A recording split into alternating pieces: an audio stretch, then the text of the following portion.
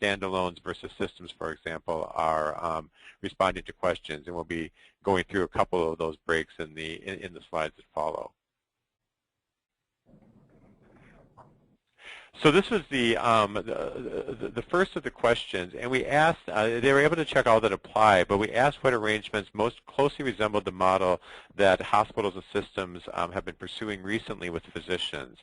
And there's probably not a big surprise here in that an emphasis on a more integrated delivery system with an emphasis on employed physicians was far and away the leading response, followed by a clinically integrated network of private practice physicians.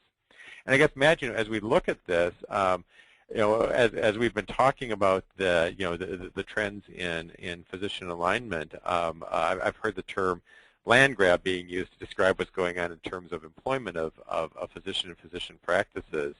And I'm just wondering, are we seeing a strategic approach to this, or is that land grab model more applicable from what you're seeing in the field? So we're seeing a couple things with clients.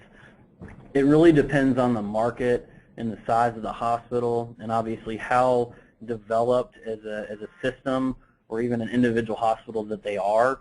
What we're seeing typically is that larger facilities have pursued specialty physicians several years ago through employment.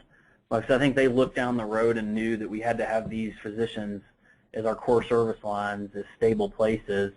But then they're starting to shift into more of that primary care element. But absolutely, employment seems to be the prevailing model. And then it seems like the standalone smaller institutions are a little bit slower on going after that market. But there is a sense of market grab. We have to go after them now, because if we don't, our competitor will. And if we don't